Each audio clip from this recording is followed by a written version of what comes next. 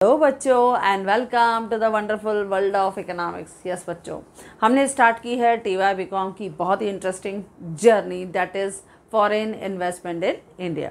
अब इस foreign investment के टॉपिक को हमने डिस्कस किया कि क्या फॉर्म्स हैं FDI के और क्या डिफरेंट टाइप्स हैं FDI के। ये हमने बच्चों फर्स्ट पार्ट में बहुत अच्छी तरह से देख लिया। और जिस होस्ट कंट्री में ये फॉरेन डायरेक्ट इन्वेस्टमेंट इन्वेस्ट होता है उसकी क्या बेनिफिट्स हैं, और बेनिफिट्स हैं तो बट नेचुरल कहीं ना कहीं कॉस्ट भी हम बियर करते हैं, तो उसकी कॉस्ट क्या है यानी लिमिटेशंस क्या है वो हमने सेकंड पार्ट में देखा। थर्ड पार्ट में हमने बहुत ही इंटरेस्टिंग शॉर्ट नोट देखा, दैट इज़ FIPB यानी फॉरेन इन्वेस्टमेंट का प्रमोशन बोर्ड। ये हमने करने के बाद आज जो हमारा फोर्थ टॉपिक है, अगर बच्चों आपने थर्ड टॉपिक देखा है FIPB का पूरा रोल, क्योंकि कभी कभी आता है FIPB पे शॉर्ट नोट लिखो, सम टाइम आपकी यूनिवर्सिटी कहती है फंक्शंस ऑफ FIPB लिखो, तो आपका वो शॉर्ट नोट अगर आपने अच्छी तरह से यानी थर्ड पार्ट को थरली आपने अच्छी तरह से समझ लिया है ना, तो आज हमारा क्वेश्चन है कि foreign direct investment policy in India ये क्या है। ये क्वेश्चन के फॉर्म में आता है कि foreign direct policy in India को एक्सप्लेन कर दो बच्चों। तो आज ये हमारे लिए कंप्लीट रिवीजन होगा एक्सेप्ट 1-2 न्यू पॉइंट्स, बाकी कंप्लीट हमारा पूरा रिवीजन होगा। तो चलो देखते हैं, बहुत ही आसानी से इजीली इस क्वेश्चन को फिर से चलो रिवाइज करते हैं with new more elements in that is what is the foreign direct investment policy यानी FDI की policy in India in a very easy way, as you know that simplicity is our main मोटो।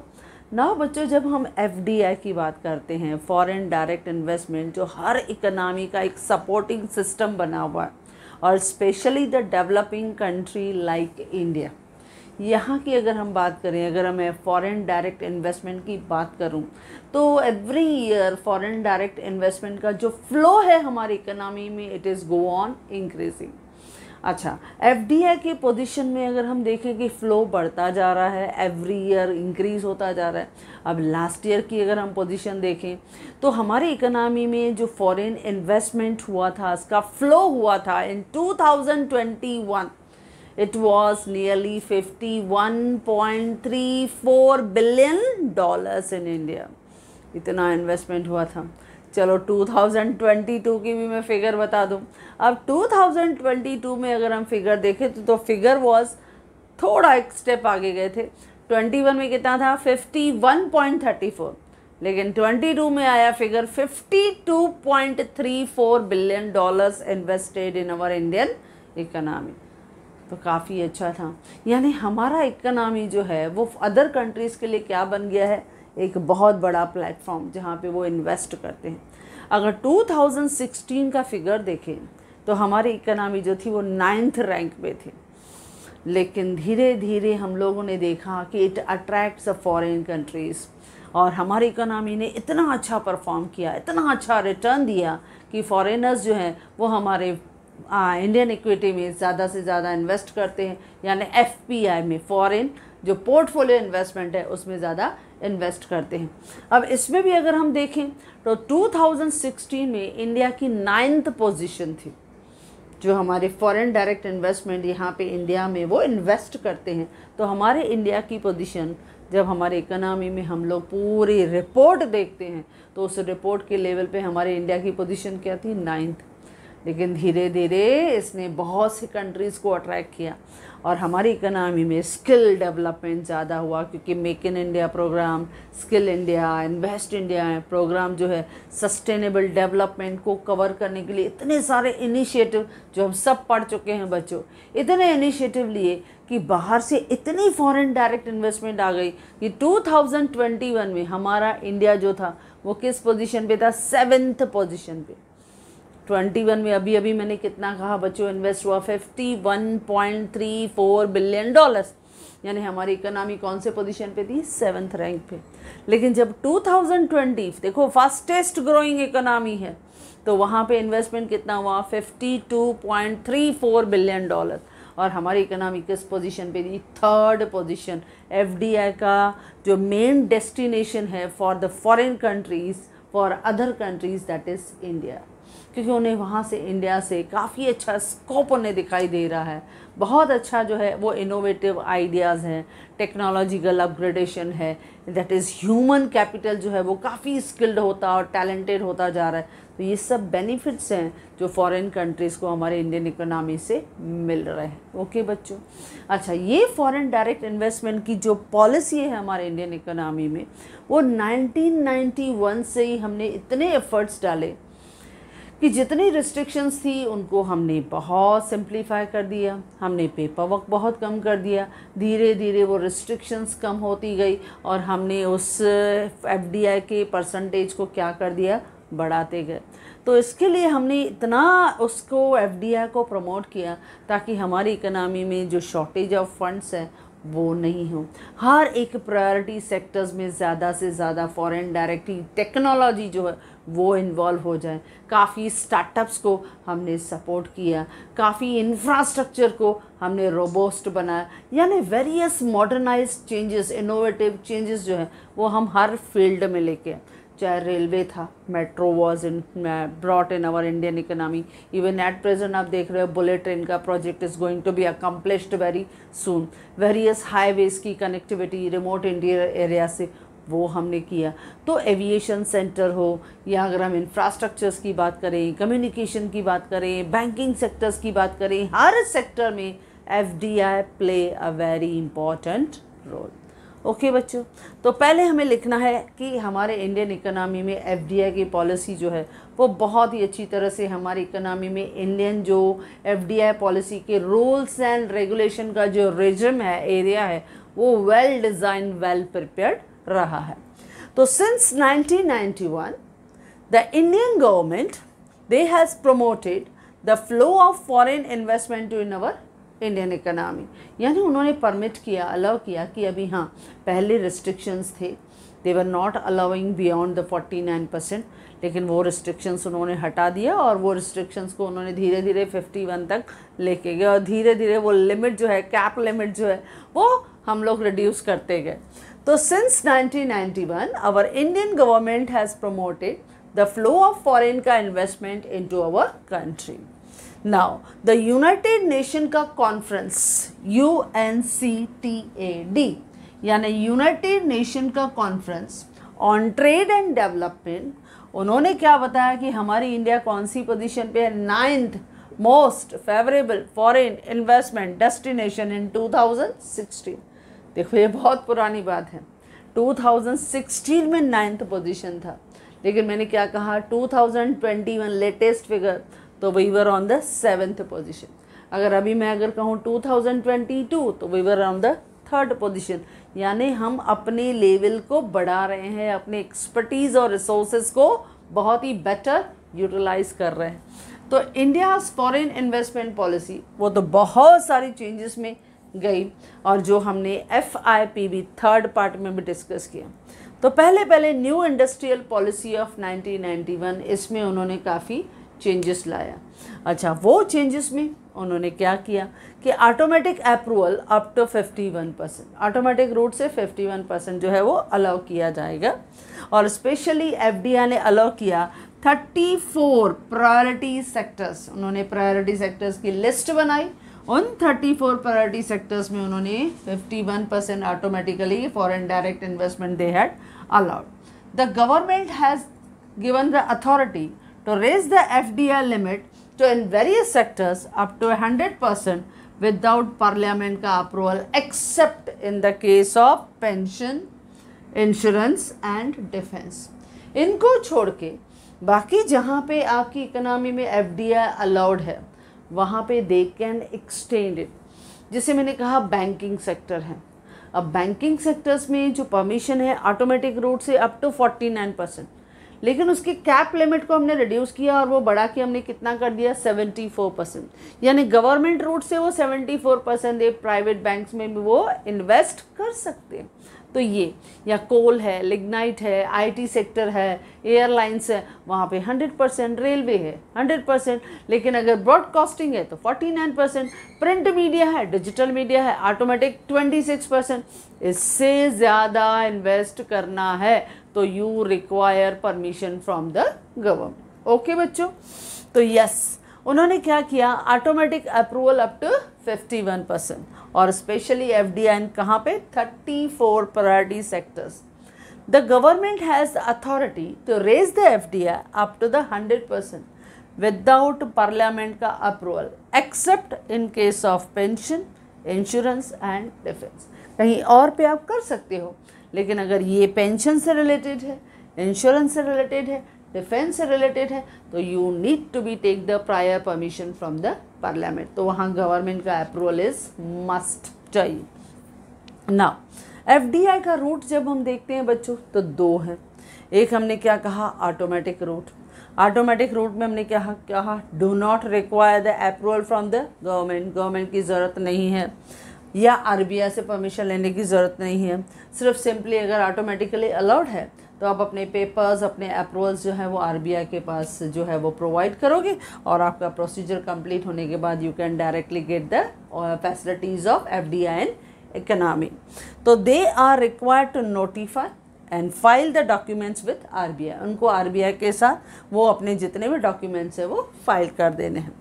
जैसे हम agriculture की बात करें, manufacturing sector की बात करें बच्चों, रेलवे की बात करें, माइनिंग है, आईटी सेक्टर है, कोल है, लिग्नाइट है, तो यहाँ पे आप अच्छी तरह से जितना आप चाहो, that is by automatic rule, जितना परमिशन आपको मिला हुआ है वो ऑटोमेटिकली अलाउड है. सिर्फ आपको क्या करना है, आपको सिर्फ आरबीआई के साथ अपने जितने भी फाइल्स हैं, डॉक्यूमेंटेशन है, प्रोसीजर है, वो सेटिस्फाई करना. क्लियर बच्चों. लेकिन सम टाइम क्या रिक्वायर्ड है, गवर्नमेंट का रूट, क्योंकि ऑटोमेटिक रूट के साथ साथ गवर्नमेंट रूट, हाँ अगर वो पर्टिकुलर परसेंटेज से ज़्यादा आपको चाहिए, जो परसेंटेज आपको अलाउड है, जिसे हम कहते हैं डिफेंस में 74%, अगर उससे ज़्यादा चाहिए, प्रिंट मीडिया या डिजिटल मीडिया में 26%, उससे ज़्यादा आपको चाहिए, तो यू रिक्वायर गवर्नमेंट का परमिशन. वहाँ का परमिशन नेसेसरी है. तो prior approval of the government is necessary. और ये स्पेशली जैसे मैंने कहा प्रिंट मीडिया, एयर ट्रांसपोर्ट की सर्विसेज अगर चाहिए, बैंकिंग है, टेलीकम्युनिकेशन है, तो जहाँ जहाँ ज़रूरत है, अगर ऑटोमेटिक रूट से अगर आपका परसेंटेज जो है वो उस पर्टिकुलर परसेंटेज से कम आता है, जैसे मैंने कहा प्रिंट मीडिया, अब उसमें इन्वेस्टमेंट 20% करना है तो वो ऑटोमेटिक है, क्योंकि 26% तो अलाउड है. हाँ उससे ज़्यादा है, 30% से ऊपर जाना है, तो you require the permission from the government. ऐसे आपको ध्यान देना है. ओके बच्चों, तो दो रूट्स हैं, एक है आपका ऑटोमेटिक रूट और दूसरा है गवर्नमेंट का रूट. ओके बच्चों, और ये हमने पहले भी किया हुआ, कंप्लीट रिविजन. नेक्स्ट आता है that is department of industrial policy and promotion. लेकिन इसके पहले मैं कहूँगी, क्योंकि ये बाद में आया, क्योंकि 1991 में हमारा पहला हिस्सा आया FIPB, foreign investment promotion board. ये 1991 में ही सेटअप किया गया as a part of FDI का प्रमोशन पॉलिसी, उसको इन्वॉल्व किया गया. और ये था आपका बहुत बड़ा नेशनल एजेंसी, यानी single window clearance for the foreign direct investment के प्रपोजल्स, उनको वही देखता था. FIPB क्या करता था, फॉरेन FDI के जितने भी प्रपोजल्स हैं उनको एग्जामिन करता था. फिर उसको एग्जामिन करने के बाद अगर वो सेटिस्फाइड होता था तो उसके बाद उसका अप्रूवल जो है वो मिल जाता था. अच्छा, इस FIPB ने जब हम बात करते हैं, ये that is a part of FDI promotion policy in new industrial policy of 1991.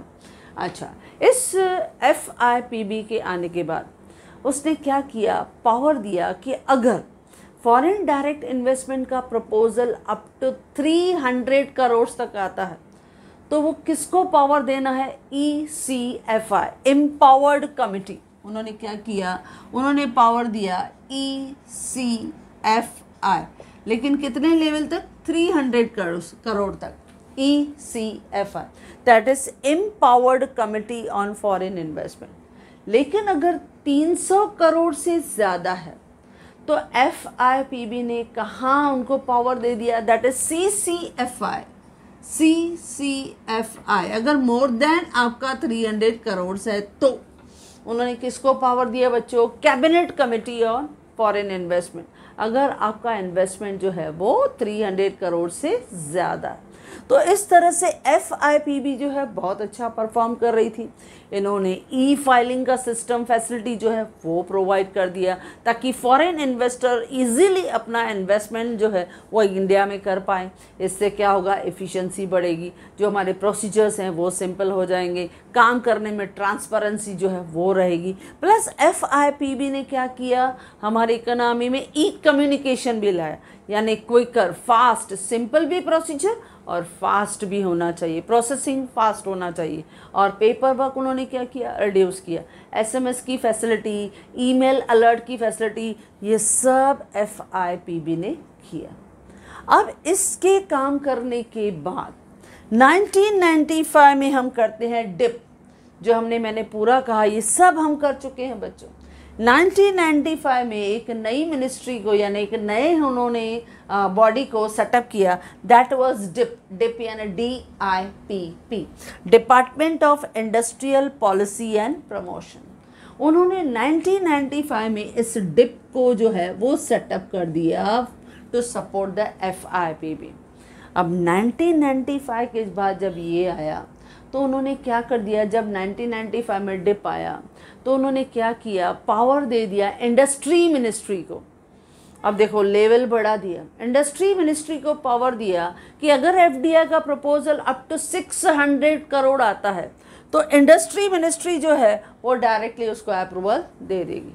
लेकिन अगर 600 करोड़ से ज़्यादा है तो फिर से CCFI, जिन्होंने पहले 300 करोड़ से ज़्यादा जो है वो अप्रूवल्स देखे थे, तो cabinet committee on foreign investment, उसका पूरा टास्क रहेगा कि 600 करोड़ से ज़्यादा अगर इन्वेस्टमेंट है तो कंप्लीट फोकस्ड ऑन दैट, वही फोकस करेगी।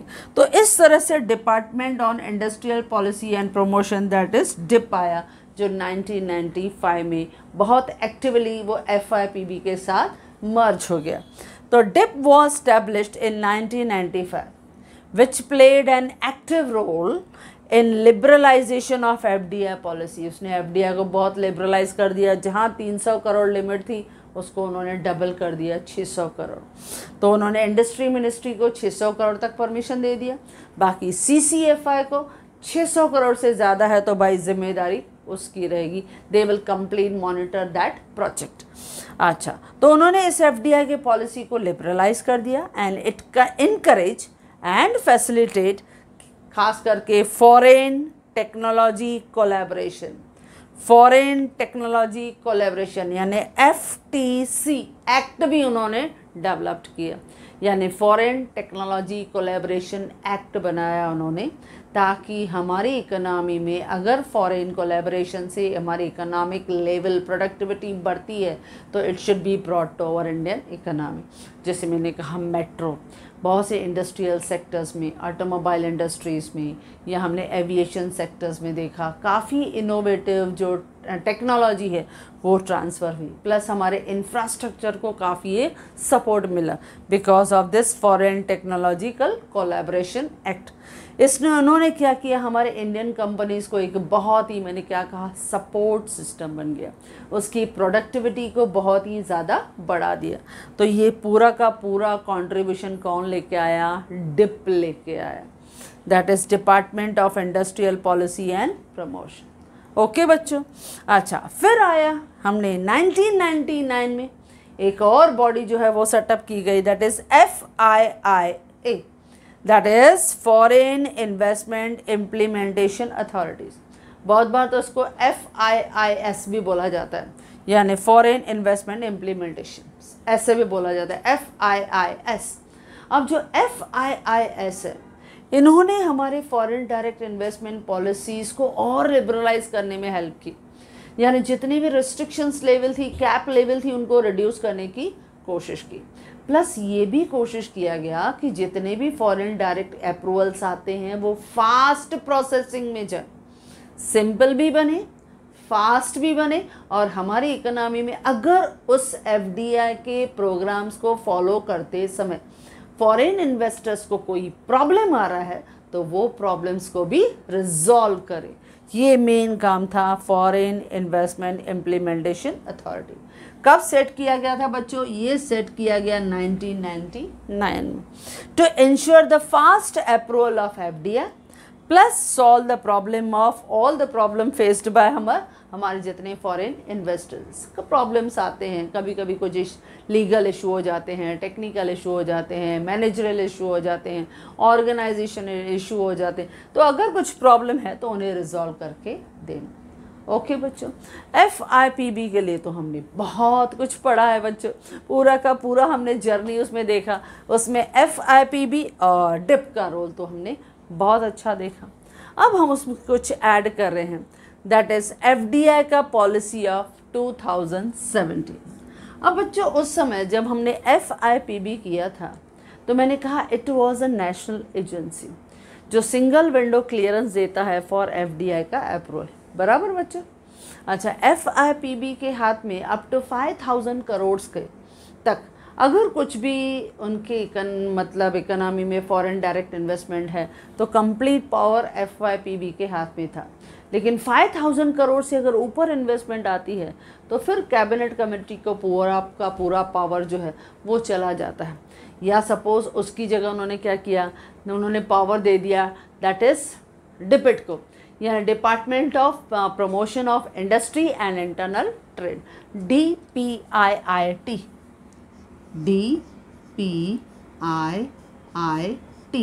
ये डिपार्टमेंट को उन्होंने पूरा का पूरा पावर दे दिया। यानी उन्होंने क्या किया, FIPB को, जो हमारे फाइनेंस मिनिस्टर थे अरुण जेटली उस समय, उन्होंने 24 मई को 2017 लोकसभा में जब 2017 और 18 का बजट वो बता रहे थे, उस समय उसके स्पीच में उन्होंने FIPB को क्या कर दिया, एबॉलिश कर दिया। तो उन्होंने क्या लेके आए, उन्होंने फिर एक नई पॉलिसी, देखो उसको एबॉलिश किया तो कुछ तो नया प्लेटफॉर्म है, उन्हें देना ही पड़ेगा। तो उन्होंने इस FDI पॉलिसी ऑफ 2017 को अनाउंस कर दिया अगस्त 2017 में।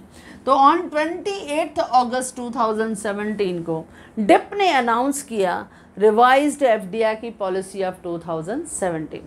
अच्छा, इस रिवाइज्ड पॉलिसी जो डिप लेके आया उसमें पहले एबॉलिशन ऑफ FIPB था। FIPB यानी फॉरेन इन्वेस्टमेंट प्रमोशन बोर्ड को ख़त्म किया गया, यानी वो हर एक के लिए डिसीजन नहीं लेगी। अभी क्या होगा, जैसे हमने कहा DPIIT, ये बॉडी को उन्होंने सेटअप किया, that is department for the promotion of industry and internal trade. Now they will take all the proposal with the DIPP का पूरा एजेंसी, उनके साथ वो देखेंगे and what they will do, वो जो अप्रूवल है जो उनको पोर्टल पे मिल रहा है, यानी पोर्टल भी उन्होंने फ्रेम किया हुआ है, और पोर्टल की भी बात हमने FIPB के बाद किया था। वो पोर्टल पे उनको कोई भी रिक्वेस्ट आता है, कोई भी उनको अप्रूवल आता है, they will check it and उसके बाद वो हैंड ओवर करते हैं टू कंसर्न्ड एडमिनिस्ट्रेटिव मिनिस्ट्री, उनको दे देते हैं। यानी यहाँ पे बनेंगे कॉम्पिटिटिव अथॉरिटी। देखो वही हम बात करने वाले। उन्होंने क्या किया, एबॉलिशन ऑफ FIPB, उनको एबॉलिश कर दिया, ख़त्म। अच्छा, अब उसकी तरफ उन्होंने नेक्स्ट स्टेप क्या उठाया, second part, introduction of foreign investment facilitation port. याद है बच्चों, हमने किया था FIFPB का portal, foreign investment facilitation portal. उन्होंने FIFP का पोर्टल उन्होंने बना दिया। इससे क्या होगा, फॉरेन डायरेक्ट इन्वेस्टमेंट करना और आसान, उसकी इफ़िशेंसी और ट्रांसपेरेंसी को और हम लोग प्रमोट करेंगे। इससे क्या होगा, हमारी इकोनॉमी में जब भी फॉरेन डायरेक्ट इन्वेस्टमेंट आया, जैसे रेलवे में आया, तो वो रेलवे मिनिस्ट्री को दे दिया जाएगा कि they will take over all this, क्योंकि उनको पता है उनके उस पर्टिकुलर मिनिस्ट्री किस तरह से उस फॉरेन डायरेक्ट इन्वेस्टमेंट को बेटर यूज़ कर सकती है। हाँ, अगर IT सेक्टर में आ रहा है तो उसके लिए कॉमर्स मिनिस्ट्री जो है उनको दे दिया जाएगा। हाँ, एग्रीकल्चर है तो एग्रीकल्चर मिनिस्ट्री को दिया जाएगा, यानी कंसर्न्ड मिनिस्ट्री को उसका पूरा का पूरा administration, evaluation, monitoring, each and everything concern ministry देखेगी। तो पहले पोर्टल उन्होंने बनाया, introduction of foreign investment facilitation portal, यानी FIFP जो था वो पोर्टल बनाया, जो एडमिनिस्ट्रेट यानी पूरा एडमिनिस्ट्रेशन यानी पूरा ऑब्जर्वेशन, ऑर्गेनाइजेशन, मैनेजमेंट कौन करेगा, डिप। FDI का प्रपोजल आएगा कहाँ से आया, कैसे आया, they will check it. DIPP उसका पूरा चेक करेगा और चेक करने के बाद उसको कंसर्न अथॉरिटी की तरफ ट्रांसफ़र कर देगा। ये मेन काम होगा। थर्ड उन्होंने क्या किया, आइडेंटिफिकेशन ऑफ कॉम्पिटेंट अथॉरिटीज़, जिसको वो क्या बोलते हैं, सीए, नॉट चार्टर अकाउंटेंट, लेकिन कॉम्पिटेंट अथॉरिटी जो उस पर्टिकुलर, जैसे मैंने कहा कि अगर वो बुलेट ट्रेन में जापान जैसी कंट्री इन्वेस्ट करना चाहती है तो उन्होंने क्या किया, रेलवे मिनिस्ट्री को विथ फाइनेंस मिनिस्टर के साथ उन्होंने मर्ज करके वो दे दिया प्रॉब्लम। तो इससे क्या होगा, वो कंसर्न अथॉरिटीज़ देखेगी। अगर वो सपोज ऑटोमोबाइल इंडस्ट्री से अगर उनका मर्जर है, उसमें फॉरेन डायरेक्ट इन्वेस्टमेंट है, तो पर्टिकुलर इंडस्ट्री मिनिस्ट्री जो भी उससे कंसर्न है उसको वो दे देंगे। तो इस तरह से आइडेंटिफिकेशन ऑफ कॉम्पिटेंट अथॉरिटीज़, उसका वो लिस्ट बनाएंगे। एफडीआई पॉलिसी ऑफ 2017 उन्होंने डिफाइन किया और list specially the sector specific ministry उन्होंने बता दिया एंड डिपार्टमेंट, क्या बताया उन्होंने लिस्ट किया द सेक्टर स्पेसिफिक यानी special ministry and department as a CA यानी एज अ कॉम्पिटेंट अथॉरिटी, जिनको एम्पावर कर दिया, पूरा पावर दे दिया टू अप्रूव द एफडीआई का एप्लीकेशन। यानी वो कंसर्न मिनिस्ट्री जो है वो उसको पूरा का पूरा हक है, उसको पूरा पावर है कि अगर एफडीआई का प्रपोजल आता है थ्रू FIFP यानी फॉरेन इन्वेस्टमेंट फैसिलिटेशन पोर्टल, अगर इसके थ्रू आता है दे विल चेक इट और उसके बाद वो कंसर्न कॉम्पिटेंट अथॉरिटीज़ को दे दे। भाई आप देखो, क्योंकि उससे रिलेटेड पूरा आप अच्छी तरह से, आपकी मिनिस्ट्री उससे रिलेटेड वो डिसीजन बहुत अच्छी तरह से ले सकती है। तो ये उन्होंने थर्ड स्टेप लिया। फोर्थ उन्होंने क्या किया, बहुत ही इंटरेस्टिंग उन्होंने लिया, दैट इज़ SOP जो था उसको उन्होंने इंट्रोड्यूस कर दिया, introduction of standard operating procedure. ये SOP अपने बहुत बच्चों आपने बहुत बार सुना होगा। ये जब हम SOP बोलते हैं that is standard operating procedure, यानी हम उसको कैसे ऑपरेट करेंगे, उसके प्रोसीजर्स क्या होंगे, ईच एंड एवरी स्टेप जो होगा, स्टेज जो होगा, वो प्रॉपरली उनके साथ डिस्कस किया जाएगा। हर चीज़ उनको क्लैरिटी के साथ, हमने पहले का एफिशिएंसी भी बढ़ेगी, ट्रांसपेरेंसी भी बढ़ेगी। कैसे बढ़ेगी, जब एक स्टैंडर्ड ऑपरेटिंग प्रोसीजर्स होगा, इनका इंट्रोडक्शन किया गया। अंडर द SOPs जो डिप अथॉरिटीज़ थी उन्होंने क्या इशू किया, डिटेल्ड प्रोसीजर्स, कैसे उस प्रोसीजर्स को फॉलो करना है, ऑटोमेटिक रूट से, गवर्नमेंट रूट से, प्लस टाइमलाइन आपको देना है, डेडलाइन, ये प्रोजेक्ट दिया है कितने टाइम में, कितने उस पर्टिकुलर पीरियड के अंदर आप फिनिश करोगे। लिस्ट ऑफ कॉम्पिटेंट अथॉरिटी, उससे कनेक्टेड अथॉरिटीज़, कंसर्न अथॉरिटीज़ कौन कौन सी होंगी जो इस पर्टिकुलर प्रोजेक्ट पे काम करेंगी, for the processing government approval for FDI, यानी हर चीज़ को उन्होंने प्रॉपरली शेड्यूल कर दिया। क्योंकि जब पूरा का पूरा एक पर्टिकुलर कॉम्पिटेंट अथॉरिटीज़ उसको मॉनिटर करेंगी तो रेस्पॉन्सिबिलिटी भी उनकी होगी, अगर कुछ भी हुआ तो they will held responsible for that. तो इस तरह से इंट्रोडक्शन ऑफ SOPs, इससे काम करना बहुत आसान हो जाएगा, प्लस FDI का एवेल्यूएशन भी हम इजीली कर पाएंगे कि प्रॉपरली रिटर्न हमें मिल रहा है, प्रॉपर काम हो रहा है, प्रॉपर कंसर्न अथॉरिटीज़ उसको इफेक्टिवली हैंडल कर रही हैं। ये सब होता है इंट्रोडक्शन ऑफ SOP।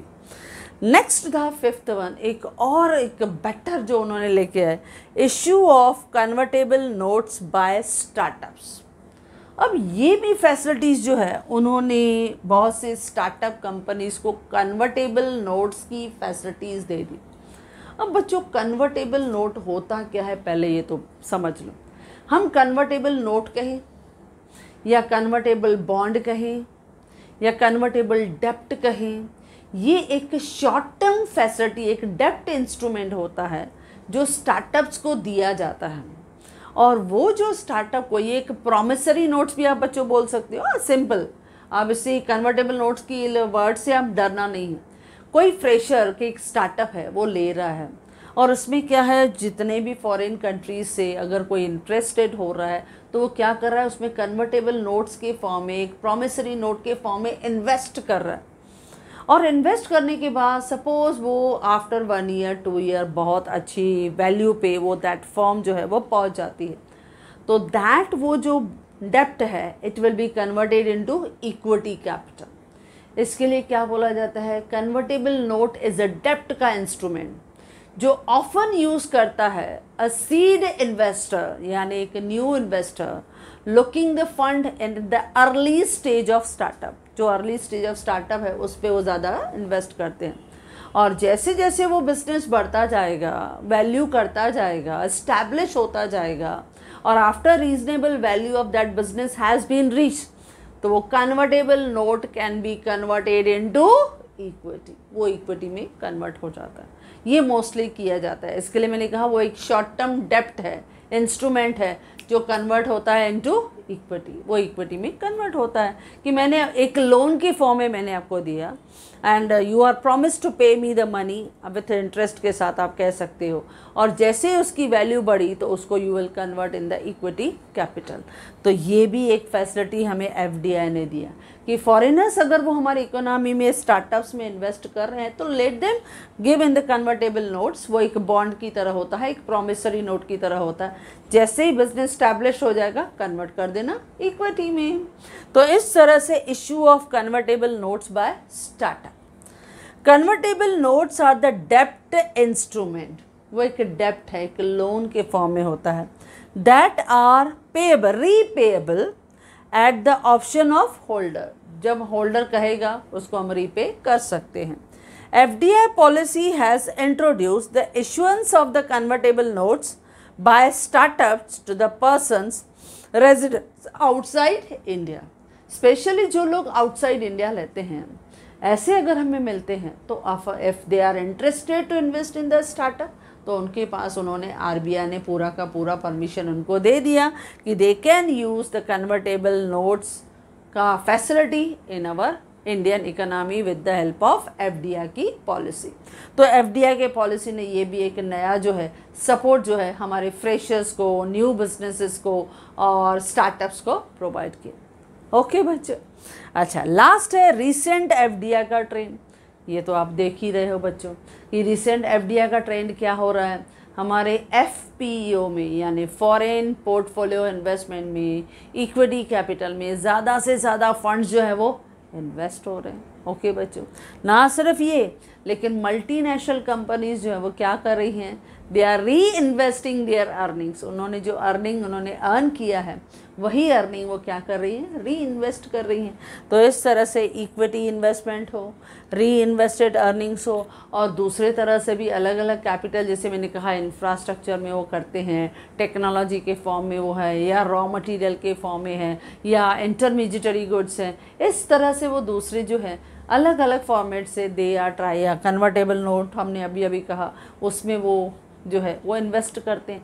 तो इस तरह से हमारी इकोनॉमी में एफडीआई का लिमिट बढ़ रहा है, जिसकी वजह से हमने क्या कहा, हमारी जो इंडियन इकोनॉमी है it's become a best platform for the rest of countries to invest in India for the better returns. जैसे मैंने कहा 2021 में हमारी इकोनॉमी में कितना एफडीआई का इनफ्लो हुआ बच्चों, दैट इज़ $51.34 बिलियन, और हमारे इंडिया की पोजीशन क्या थी 7। और 22 में जब हमने देखा तो कितना इन्वेस्ट हुआ बच्चों, $52.34, और इंडिया की जो पोजीशन थी कितना हो गया, और 3rd पोजीशन पे आ गए। तो ये सब क्या है, रीसेंट ट्रेंड्स। यानी ऑटोमोबाइल इंडस्ट्रीज ले लो, फूड में मैकडॉनल्ड्स ले लो, KFC ले लो, स्टारबक्स की आप ले लो, कितना वो इन्वेस्ट करके अपनी जो फ्रेंचाइजीज हैं अलग अलग एरियाज़ में वो बढ़ा रहे हैं। So this is the investment. तो ये पूरा इन्वेस्टमेंट है। ये हम लोग एलन मस्क का देख रहे हैं, टेस्ला की जो ब्रांड है वो हमारे इंडियन इकोनॉमी में ऑटोमोबाइल सेक्टर के साथ वो मर्जर करके, यानी हमारे टाटा इंडस्ट्रीज़ के साथ मर्जर करके वो हमारे इंडियन इकोनॉमी में ऑटोमोबाइल सेक्टर में और ग्रोथ लाना चाहते हैं, तो वहाँ पे भी एफडीआई है। या जैसे मैंने आपको एग्जांपल दिया था कि गूगल था, उसने भी जियो प्लेटफॉर्म के 7.73 शेयर्स को उन्होंने टेक ओवर कर दिया। तो ये भी क्या है, ये भी एक एफडीआई है, लेकिन एफपीआई है, नॉट एफडीआई, एफपीआई फॉरेन जो पोर्टफोलियो इन्वेस्टमेंट। तो ये रिसेंट ट्रेंड है एफडीआई के, जो हमारी इकोनॉमी में बहुत ईजी, सिंपल और फास्ट हो गए हैं। ओके बच्चों, तो ये था पूरा revision, that is foreign investment policy in India, जो इस चैप्टर से एक और फ्रीक्वेंटली पूछने वाला आपका क्वेश्चन है। ओके बच्चों, so if you like this video, you can share with your maximum friends, and if you want my handwritten notes, the link is given in the description box. Thank you.